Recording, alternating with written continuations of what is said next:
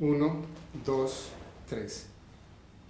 Nos encontramos el día de hoy con Angelita Sansón, quien es una persona que se ha dedicado durante muchos años a la promoción de lectura, sobre todo en el área infantil y juvenil. Angelita, cuéntanos tu trayectoria profesional, sobre todo lo relacionado con la lectura. Muchas gracias. Bueno, yo inicié a hacer promoción de lectura en un tiempo en el que no se hablaba todavía de promoción de lectura, entrando a las bibliotecas infantiles, indagando por mi afición a la literatura y mi interés en profundizar un poco la visión de la literatura infantil. Entonces, en ese proceso conocí interesantes bibliotecas como la de aquí del Banco de la República, y me fui a Cali, en donde tuve la oportunidad de trabajar con la biblioteca infantil de Confandi, y bueno, empezaba en ese entonces a hablarse del fomento de la lectura, de la promoción de lectura, y pues para mí fue una oportunidad grandiosa, muy significativa, el saber que la literatura infantil y que el uso del libro podría ser algo más allá de un gusto personal, que podría ir más allá de un gusto personal, digamos, de una pasión estética por la literatura y de conocer autores. Entendí en ese proceso de aquella biblioteca a entender que el libro me podía abrir unas dimensiones muy bonitas a nivel social, a nivel, sí, de conectarme con los otros, particularmente con los niños, ¿no? Entonces fue entrar a ver el libro como un puente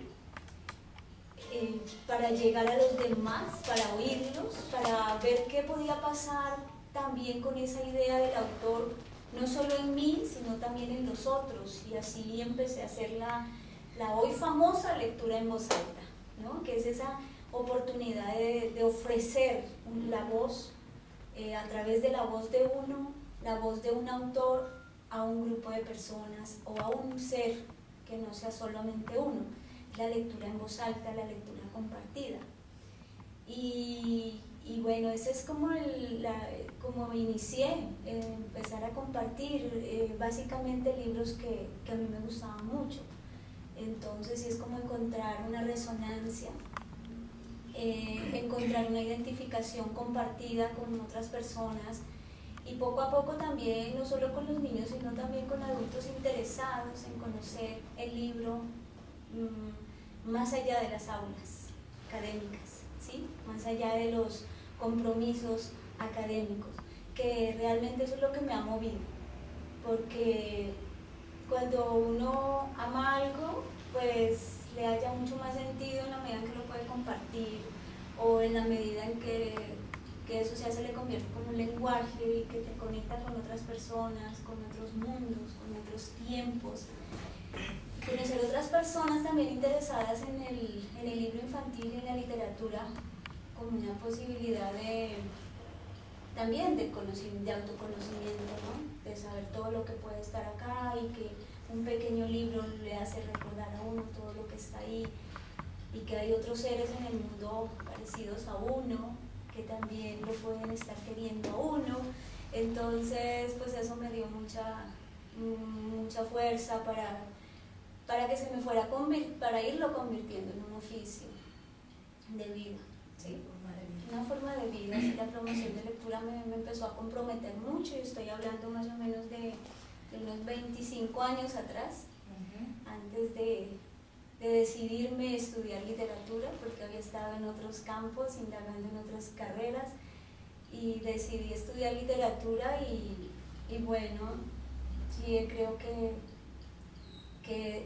eso siempre estuvo muy, muy de la mano, ¿no? La literatura y la promoción de la lectura son un mismo campo. Angelita, nosotros estamos realizando un trabajo de investigación que consiste en el fortalecimiento de la lectura comprensiva a través de estrategias musicales y pictóricas, valorando la diversidad.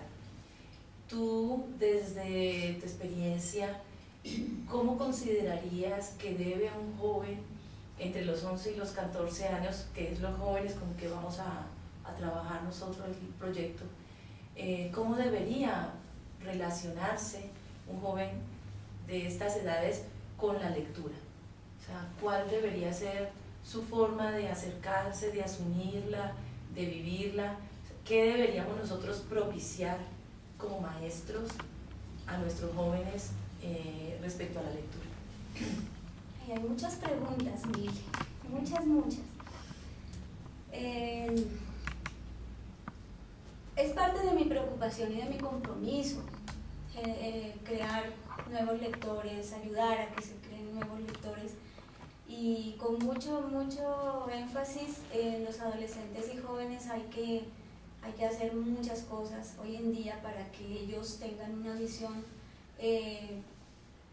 más significativa de lo que es el libro y la lectura, ¿sí? Yo pienso que el compromiso de la escuela es muy grande, del sistema educativo es muy grande para propiciar cambios, pero también hay que pensar en un triángulo que lo conforma la familia, la escuela y la biblioteca. Pasto, por ejemplo, es una ciudad que ha carecido enormemente de espacios para el fomento de la lectura, de bibliotecas. Tiene una excelente biblioteca, pero ahora tiene 2. Pero eso sigue siendo muy poco, porque la ciudad se extiende y los lectores por ahí son potenciales, todos estamos en proceso de serlo, y no hay espacios a donde acudir suficientes, no hay estrategias de motivación suficientes para convocar al potencial lector. Entonces, ese triángulo, mientras la biblioteca toma más fuerza y cumple más hondamente su función, la familia y la escuela tienen que hacerlo. Tenemos que hacerlo desde la familia, tenemos que hacerlo desde la escuela. Entonces, el tema de la familia pues es un tema grandísimo y puede ser para otro espacio. La escuela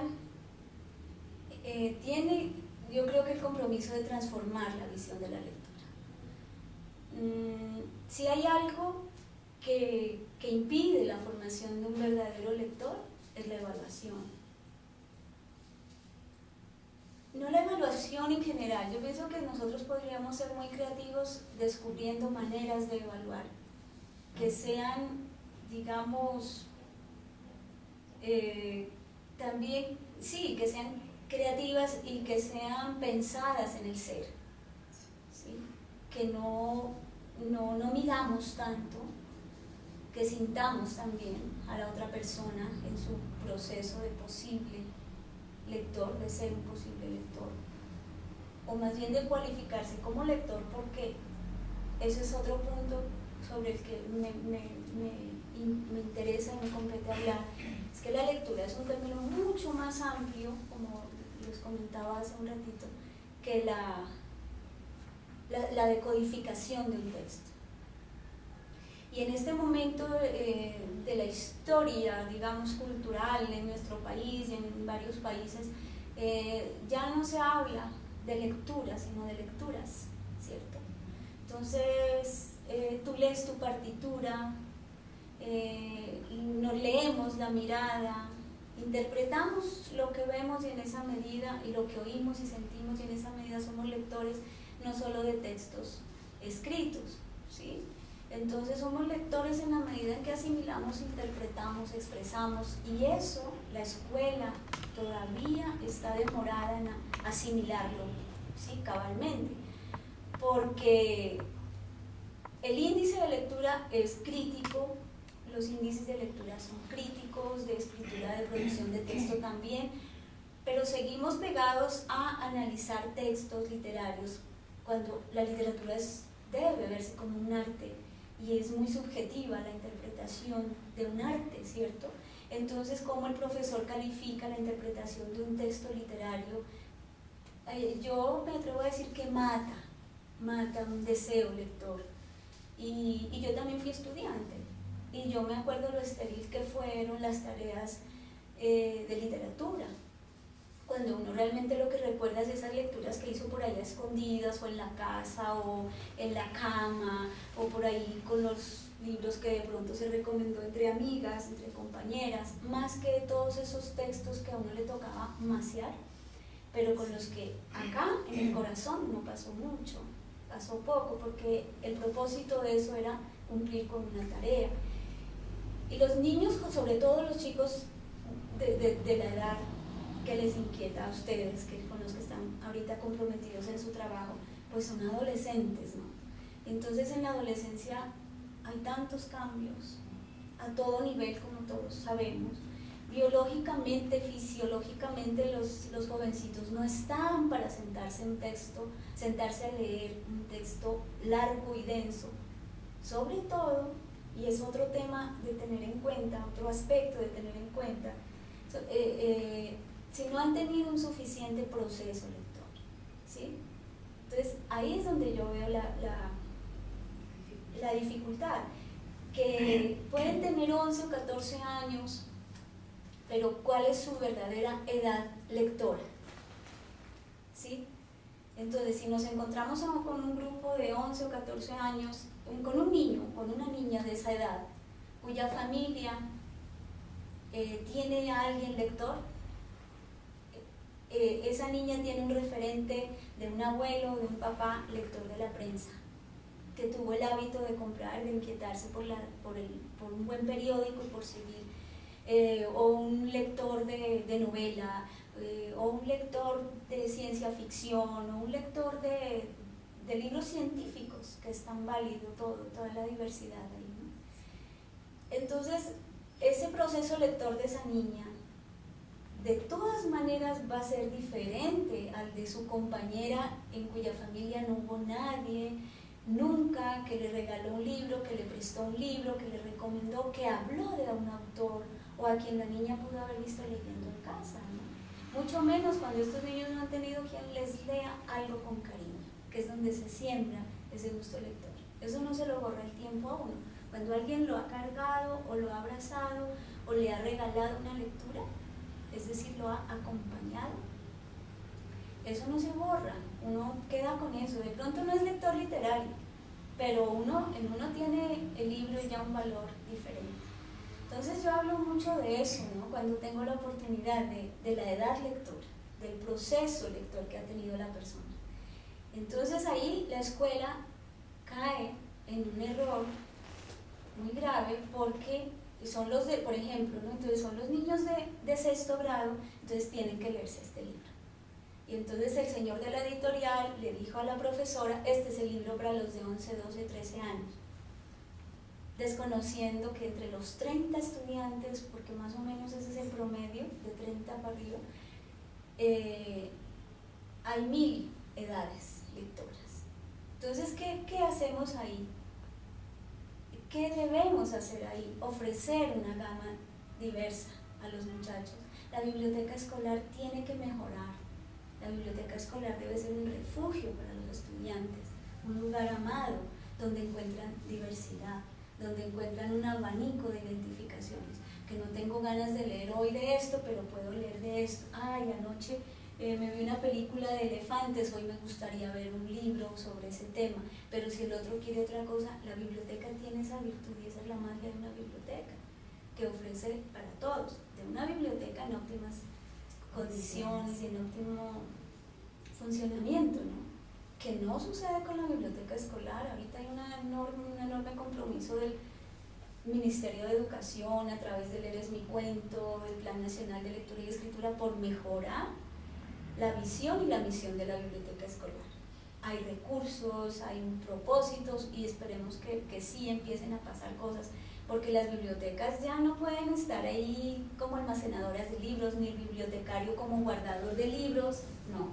Porque es que el libro tenemos que verlo también como el objeto cultural, el objeto que me despierta ganas de algo, un deseo, que me recuerda cosas, con el cual me identifico, que a nivel personal tienen que pasar cosas en los muchachos. Entonces, mostrarles diversidad, mostrarles variedad, mostrarles que el libro, miren, con los estudiantes de bachillerato con los que hemos podido tener contacto nosotros, siempre hemos tenido la experiencia de que ellos disfrutan muchísimo el libro infantil, pero entonces los profesores se preocupan porque, ay, pero es que ya está en tal grado y todavía quiere leer, pero es que a los 6 y 7 años no leyó suficientes cuentos infantiles, esa etapa no la vivieron, ¿sí?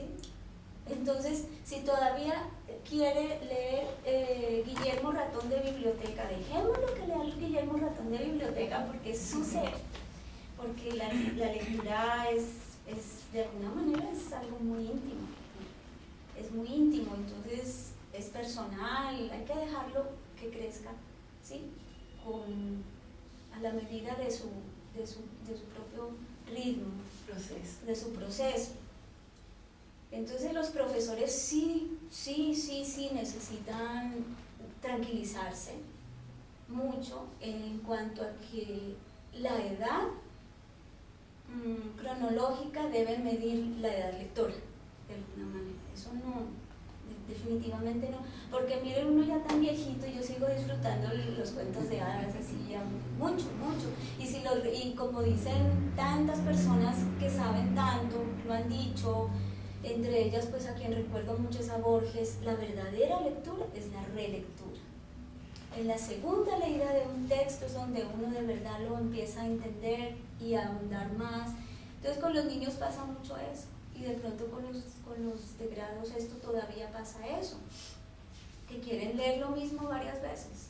Entonces los profesores lo han hecho de frente nuestro, o sea, porque no saben que ahí hay un error, lo hacen con la mejor intención del mundo, pero para nosotros sí es un error como promotores de lectura, en decirles a los chicos, ese libro otra vez no, el mismo libro no, siempre quieres el mismo, por favor, o sea, si lo repites porque le gusta, ¿sí?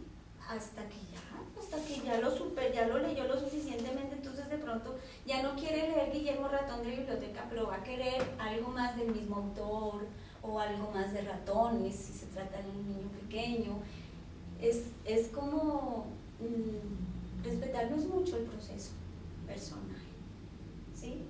Porque pues uno deja de montar bicicleta cuando ya sació esa gana de montar bicicleta.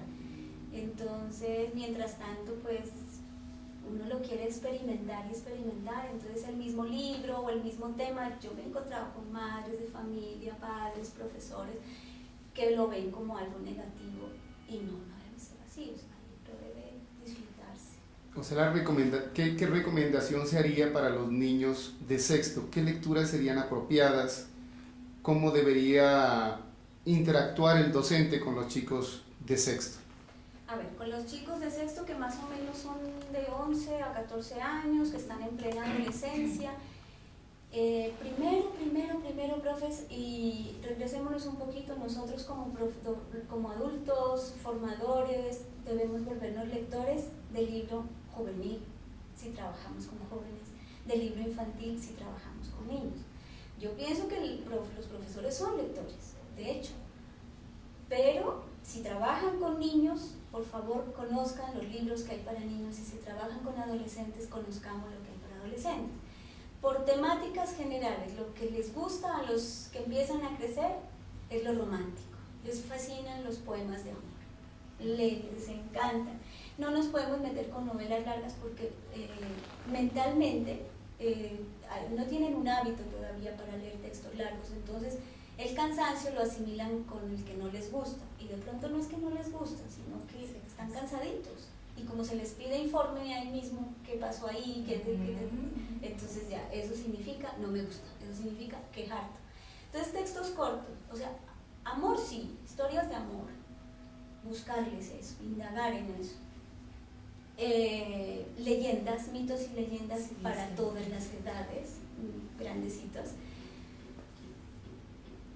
Y mucho juego, por ejemplo, adivinanzas a todas las edades, para todas las edades, infalible, les gusta, porque hay un juego en eso, entonces eso desmitifica la idea de tedio, de que es harto la lectura, entonces no, es algo que nos comunica, que nos hace pasar un rato chévere. Pero como les digo, primero que todo indaguemos como profesores más. ¿Qué hay? Ir a la biblioteca, ahorita con estos medios virtuales recomendados de tal y de tal editorial para tales edades. Y primero, antes de recomendar un libro, así como primero, leerlo y saber si a uno no le gusta, uno no puede mentir recomendando. Ser honesto. Ser muy honesto, muy honesto. Y pues no podemos dejarnos guiar solo por las recomendaciones de las editoriales para el plan lector, porque ahí hay muchas cosas en las que se ha equivocado mucho el proceso educativo. Angelita, y en el caso específico, ¿tú conoces el contexto de Huesaquillo? Nuestros niños de 6, vienen muchos del Popular. Justo este curso con el que estamos trabajando son del Popular los más tremendos. O sea, niños con unas problemáticas personales, psicosociales duras. Entonces, dentro de tu experiencia, ¿cuál te parece a ti que es el procedimiento más apto para empezar a motivarlos a ellos en cuanto a la lectura? O sea, ¿qué dinámicas o qué estrategias nos podrían servir en estos casos que, como tú dices, no vienen con una edad lectora equivalente a la edad cronológica? De alguna manera es abordarlos como chiquitos, pero como a ellos no les gusta verse chiquitos ni que los vean chiquitos, entonces hay que indagar mucho en autores, como les digo, y hay autores que trabajan el libro infantil juvenil con una inteligencia que nunca nos falta aquí al Señor, por ejemplo, pero como él hay otros, pero es que es lo que casi en quien no podemos dejar de pensar y recomendar, que es este autor que se llama Anthony Brown. ¿Sí? Entonces Anthony Brown, ¿qué hace? Hace libros súper inteligentes, a nuestro modo de ver, a mi modo de ver, porque toca temas de educación en valores, por ejemplo, pero no está en la lección, ¿sí? Sino que está desde metáforas, desde ilustraciones maravillosas. Entonces son textos, como ustedes pueden ver, súper cortos, pero están diciendo mucho, ¿sí? Entonces son libros que no les cansan porque ellos en su proceso no tienen todavía, no hablemos de capacidad, sino que no tienen hábito para leer textos más largos, ¿sí? Entonces conocer a Anthony Brown es una solución infalible, es buenísimo, tiene muchos textos, así como lo de Anthony Brown. ¿Por qué? Porque los temas son muy bien abordados y son universales, son de interés universal, el uso. La ilustración a los chicos de hoy en día les llama mucho la atención, la imagen cuenta mucho, y aquí hay un trabajo de imagen en donde ellos interpretan desde la imagen también, ¿sí? Entonces esto les llama la atención y les dan ganas de leerlo, de recomendarlo, de mostrarlo, venir, se los ve a ellos diciendo, mira, ¿sí? Entonces eso es lo bonito, que con el libro pasa algo. Y como les decía, mucho juego, leerles a ellos, leerles con gracia, leerles con ganas, no mandarlos a leer. Por la favor. lectura en voz alta entonces sería como una forma muy motivante de comenzar ese acercamiento. Sí, primero nosotros conozcamos libros, vamos a ir como así con las pastillitas, volvámonos lectores de lo que nuestros chicos necesitan, ¿sí? Por la edad, ¿sí? Indaguemos, enamorémonos de esos libros, porque la verdad hay muchas cosas interesantísimas en estas ofertas. Segundo, nosotros ofrezcamos la lectura, regalémosla, preparémosla. Es necesario leer un libro antes de leérselo a un grupo. Y cuando hagamos esa lectura en voz alta, compartida, sintamos que eso es un acto afectivo, porque lo es. Porque uno ahí entrega mucho cuando uno lee un libro, y como es un libro que a uno le gusta, de hecho es una ofrenda, ¿sí? Es algo que uno quiere regalar, compartir. Y dos cositas, ¿no? Conocer los libros, regalárselos, no mandarlos a leer, tener libros en el aula. Hay que tener libros en el aula porque está el tablero, porque está en muchas partes ya el computador, que haya un rinconcito de lectura. No es tan difícil hacerlo, esto fue súper económico, es una tablillita o es un maletín, que ellos sepan que si se cansaron o ya terminaron la tarea, la lectura es una posibilidad recreativa, que es descanso. Que si quieren ojear, que ojeen. He visto, todavía hay personas que los regañan porque ojean. No, ojear es parte de eso. Poco a poco se van a demorar hasta quedar más, ¿sí? O sea, perdón. O sea que es muy importante, sería muy importante de que se estableciera un aula dedicada solamente a lo que es lectura, ¿cierto? Lúdica, llamémosla así. Un aula lúdica de, no sé si se le puede llamar del lenguaje, porque en grado sexto o en secundaria sabemos que un docente pasa de curso en curso en diferentes aulas. O sea, tendríamos que llamar un aula taller para lectura. Genial. Sería lindísimo, o sea, en muchas partes eso da resultado con la biblioteca. Cuando el bibliotecario ya se ha dejado tocar por el bichito del amor a la lectura, entonces organiza un rinconcito en donde no solo es ir a la biblioteca a hacer tareas, sino sentarse, que haya un tapete, unos cojines, en donde poder disfrutar del libro. Cuando no hay biblioteca, entonces puede ser un aula o en el mismo salón de clase adaptar el profesor si puede físicamente, pues por lo general se puede, ¿no? Buscando cómo, para que tengan acceso, o sea, es permitirles el acceso a buenos libros, ¿no? Hay que tener muy claro eso también, que realmente hay muchos libros que son muy densos, que no son agradables a nivel visual, que se maltratan, que tienen la letra chiquitita, muchos niños dejan de leer y son problemas de visión, de vista, que se detectan muy tarde y resulta que era por eso que no quería leer, no era porque no le gustara. Todas estas propuestas editoriales de hoy contemporáneas tienen ya esa preocupación de trabajar un tipo de letra grande porque el cansancio visual afecta mucho la concentración y de hecho las ganas. Entonces, sí, ahí son como pildoritas, o sea, leerles, conocer lo que hay para ellos, conseguir libros, la biblioteca del Banco de la República, creo que la biblioteca municipal de los surorientales también está en posibilidades de prestar maletas grandes, nosotros prestamos maletas chiquitas, para que el profe tenga en su aula buenos libros, eso es fundamental. Y bueno, y temas, lo que yo les decía, lo romántico, los temas de amor. Nosotros tuvimos una experiencia muy bella en el Santo Ángel con chicos de esa problemática social tan grave de comportamiento que han vivido estos niños, y leer con ellos pues fue toda una experiencia a nivel social interesante, y estaban felices escuchando lo que les leíamos, mirando los libros, y lo más conmovedor, copiando poemas de amor. Ellos nos pedían cómo copiar, sí, porque pues el amor es universal y es algo que no lo podemos dejar de lado nunca. La aventura, los clásicos. Ahora, en los clásicos, ¿qué pasa? Que uno ama a veces muchos clásicos, pero ya esos formatos, muy pocos niños de hoy en día tienen el hábito de lectura para poderse leer un Quijote de la Mancha. Quijote de la Mancha, que no, pues ni antes era fácil para nosotros, pero bueno, un Tom Sawyer, un Robin Hood como original, ¿no? Entonces hay unas propuestas de adaptación, unas muy malitas y otras que valen la pena conocerlas, y se les puede hacer conocer clásicos en cómic. Por aquí tenemos algunos, por ahí hay cómic, o evitar el resumen, más bien son adaptaciones gráficas interesantes. Angelita, desde la pintura y desde la música, ¿qué estrategias conoces tú que puedan ayudar a promocionar la lectura? Con estas edades,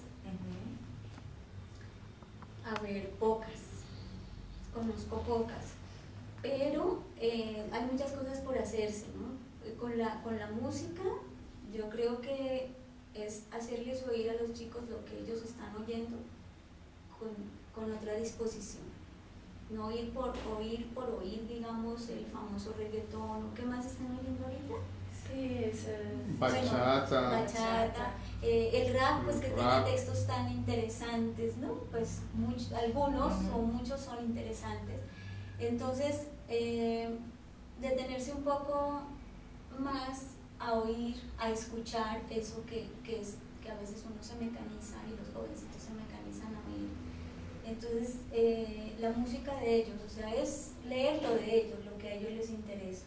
Y desde ahí ya de pronto descubrir todos esos otros caminos maravillosos de la música, ver cómo pueden conocer biografías de músicos y contextualizar, por ejemplo, si es un clásico, si es Mozart, bueno, oír algo de Mozart en un momento muy estratégico, porque a veces hay reacción a oír música de este estilo en ellos, ¿no? Les parece aburrido, pero de pronto si están en una actividad muy manual, oírla de fondo y después, en otro momento, decir eso que oímos, le pusieron cuidado, de pronto dirán que no. Si alguien lo atendió, bueno, eso que oímos mientras estábamos preparando la ensalada de frutas, era Mozart, era ¿cuál pieza? Sí. Sí, la pequeña serenata o el lago de los cisnes de Tchaikovsky, que es tan lindo. Que es hermoso, entonces decirle eso se llama así. Y el autor, ¿sí?, vivió en tal época y en tal país, entonces ahí se nos puede convertir en un proyecto de aula, porque entonces vamos a hablar de la historia de Austria, por ejemplo, vamos a hablar de las guerras de Europa, de la que pasó en la Primera y en la Segunda Guerra Mundial, ¿sí?, desde un autor, desde un tema musical, ¿sí?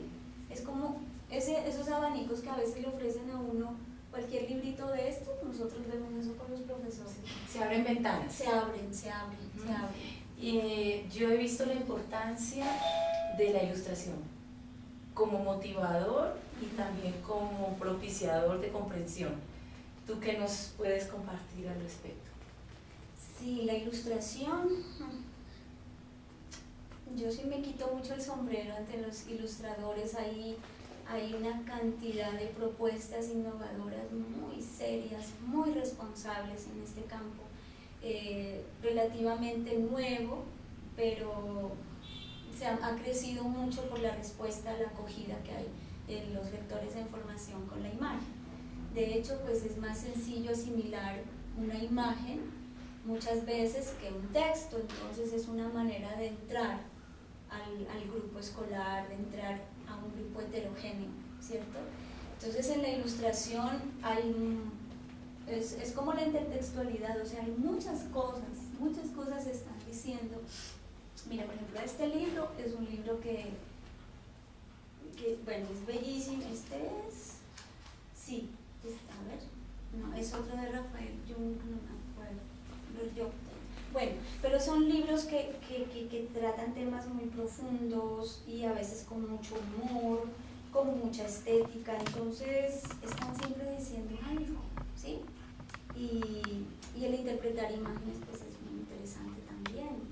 Es otra forma de lectura. Es otra forma de lectura. Es otra forma, por eso yo les hablé un poquito de que hablemos ya de lecturas, porque si seguimos pensando que la lectura es solo el texto escrito y la rendición de cuentas entonces pues no avanzamos porque eso no despierta interés juvenil, no despierta porque queremos ver otras cosas. Ellos se identifican mucho con lo gráfico.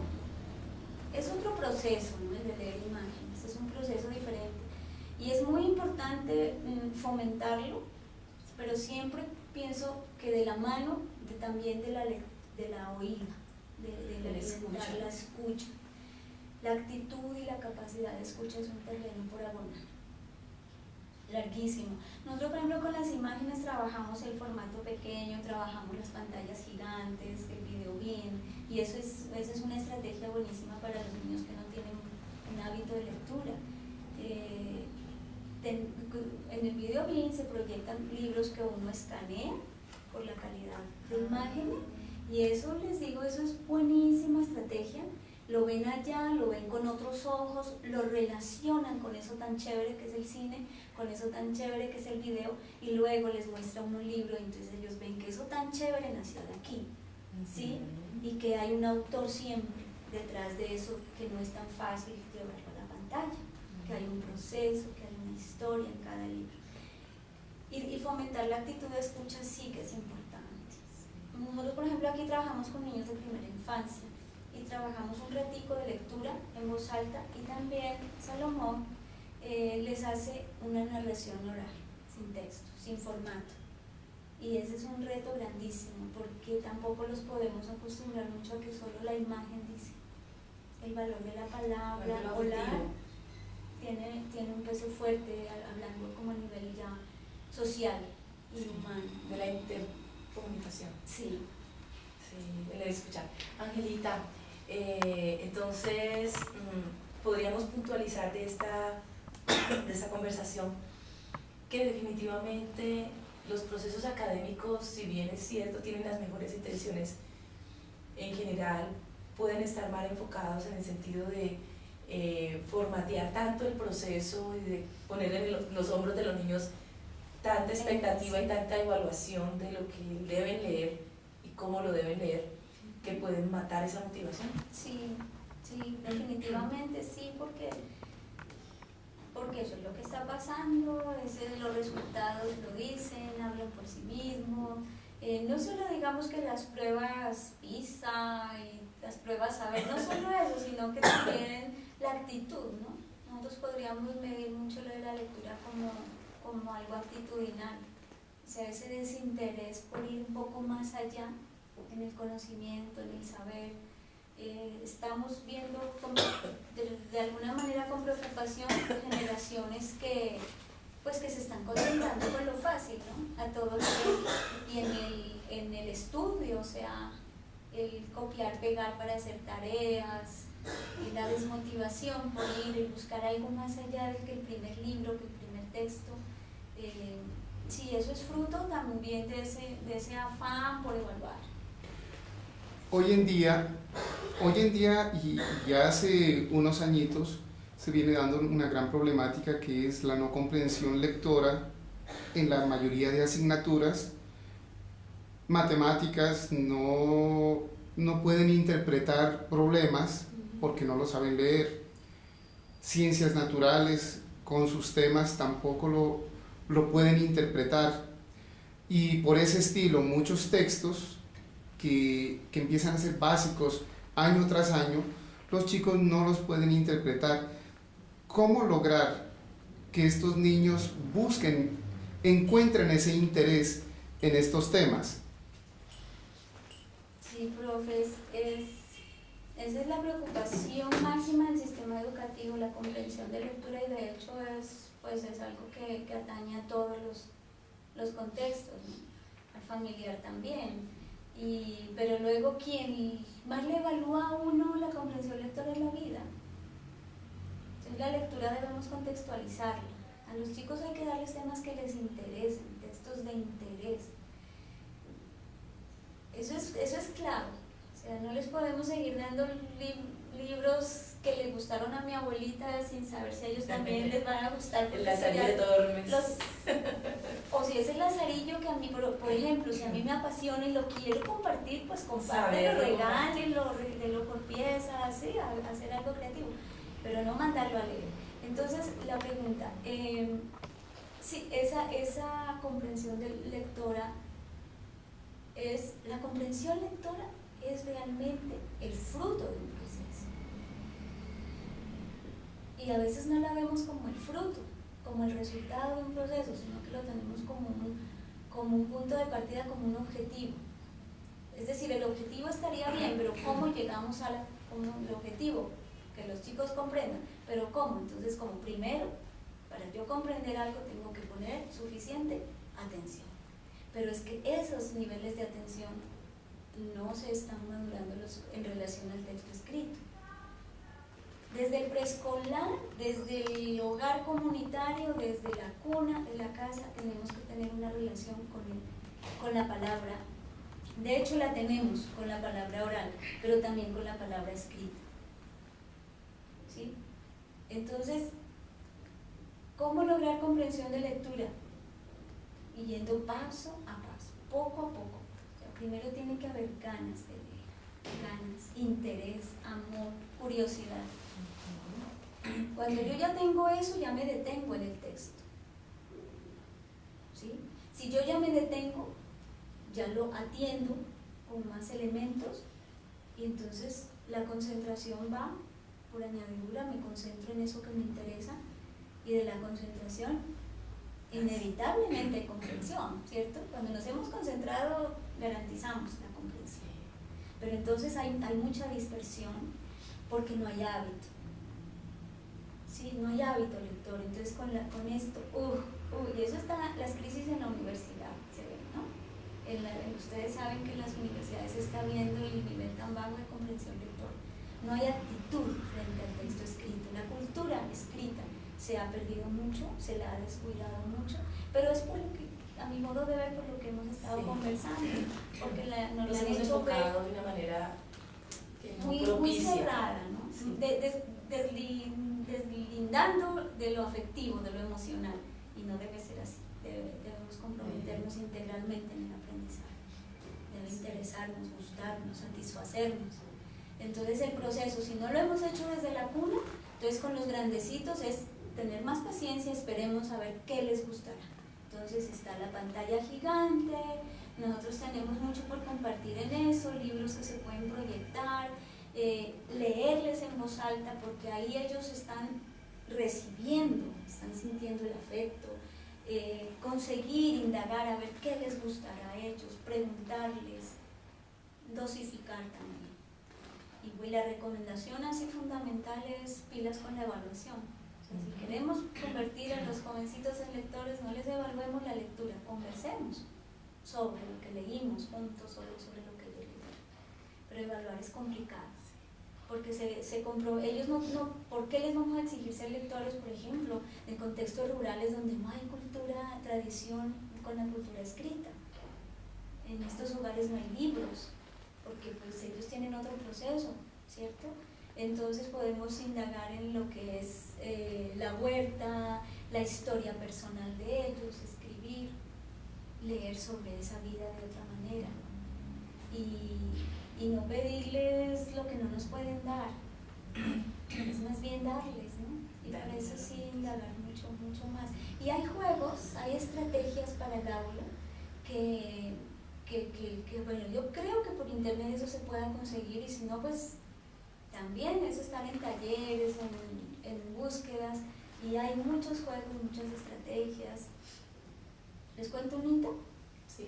Por ejemplo, yo hago una cosa que es la que me vino ahorita a la mente, con los chiquitos y con los jovencitos con discapacidad, para eso de la concentración.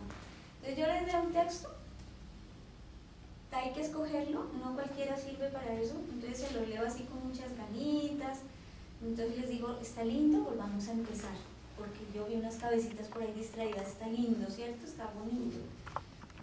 Más que preguntarles qué entendieron o qué pasó ahí o eso, porque eso ya es cuestionar.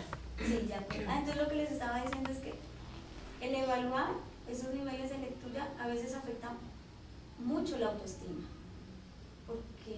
porque creen que porque no pudieron dar razón de un libro son tontos, que es que así se califica, el que no lee, y no es así, es otra su historia lectora, es de otra manera que puede dar razón de él, o en otro momento. Todavía no, ¿cierto? Entonces yo les leo algo, por ejemplo, Elmer, el elefante de retazos, estaba esperando a su primo, que venía a visitarlo. Está retrasado, dijo Elmer, tal vez esté perdido, vamos a buscarlo. Supongamos, entonces sigo con el libro, entonces qué lindo que está, ay, pero, por ejemplo, se me olvidó quién era que lo iba a visitar. Entonces alguien que estaba viendo y lo dice por ahí era el primo, o de pronto ninguno atendió eso, entonces bueno, lo vuelvo a leer. Y empiezo a jugarles, a leerles un texto con olvidos. Entonces yo les digo, bueno, cuando ustedes se den cuenta que a mí se me olvidó algo, cuando ustedes lo noten, van a decir una palabra y les digo una palabra chistosa, ¿sí? Una palabra, una voz chistosa, chipitú, chapatá, tata, ¿sí? Entonces ellos gritan, chipitú, chipitú. Entonces es una señal de que están atentos, lo están gozando. Entonces, ¿por qué chipitú? Porque usted no dijo primo, sino que dijo sobrino. Entonces son errores. Entonces son niveles que dan son cositas que dan mucho resultado con niveles chiquitos, pero cuando son adolescentes y no han tenido todavía esa relación lúdica con la lectura de jueguito, no les va mal hacerlo. No lo haríamos con Elmer, con los adolescentes, pero sí lo podríamos hacer con un libro apropiado para ellos, incluso de ciencias, con errores, con olvidos, pero es como generar otra manera de encontrarlos. Bueno, muchas gracias, Angelita, ha sido bastante enriquecedora esta experiencia de que nos compartas todo lo que tú has podido recoger en este tiempo, los conceptos de cómo consideras se debe acercar el joven a la lectura. Muchísimas gracias. A ustedes, gracias. Espero haberles colaborado bien. Súper. Me abriste los ojos, ya con lo que venía. Claro.